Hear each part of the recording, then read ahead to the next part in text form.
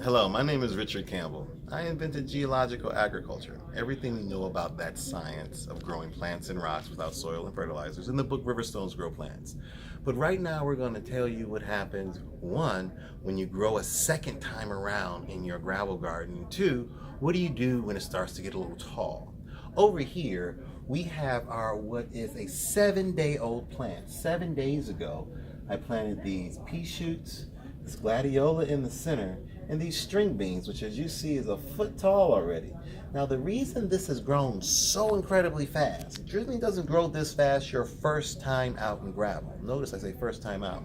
The first time out in gravel, this plant grew, the roots of it decayed in the garden, back in there. And when you don't take them out and you let them decay, they act as fertilizer, a natural fertilizer for the next round.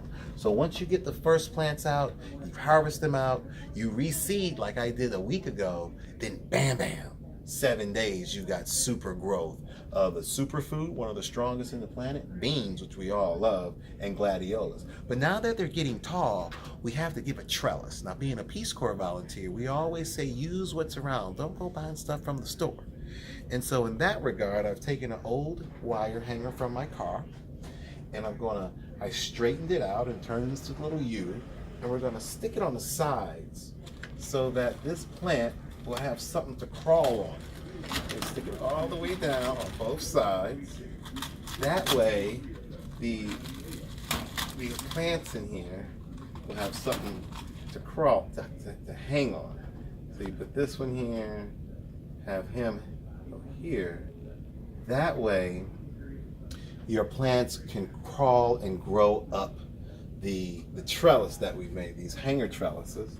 And then we took another broken piece of hanger and we put it in the back. And this is just, you can use all types of stuff. And so what we're doing is just trying to, something we can stick in here, and then later on, we might wrap string around it just to give these plants ability to go up. Now the reason these leaves are so tiny, that's because the light in this particular office is not suitable to make the bigger leaf span that you would see normally in outside gravel gardens. But the rock is so strong, it doesn't care about the light. So that means that these beans are going to be leggy because that rock is going to be feeding boom, boom, boom, boom, boom, so that this plant grows. And as long as you keep the water in here for a sustained period of time, you're going to always be able to balance the ecosystem to grow right. And what we've done here is we've taken a smaller recycled container, remember recycled, no new containers, and a larger recycled container, and you put the smaller one in the larger one with the proper hose and irrigation per the book, and you get to water this, and it will stay watered once every 2 weeks. Efficient watering, right? Good for you, good for the home. I'm Richard Campbell of the book Riverstones Grow Plants. Get it at Barnes & Noble or Ace Hardware on my website, www.thesoilist.com. Thank you. I don't think that was, like I said. Okay, we got, oh wait, stop. Okay.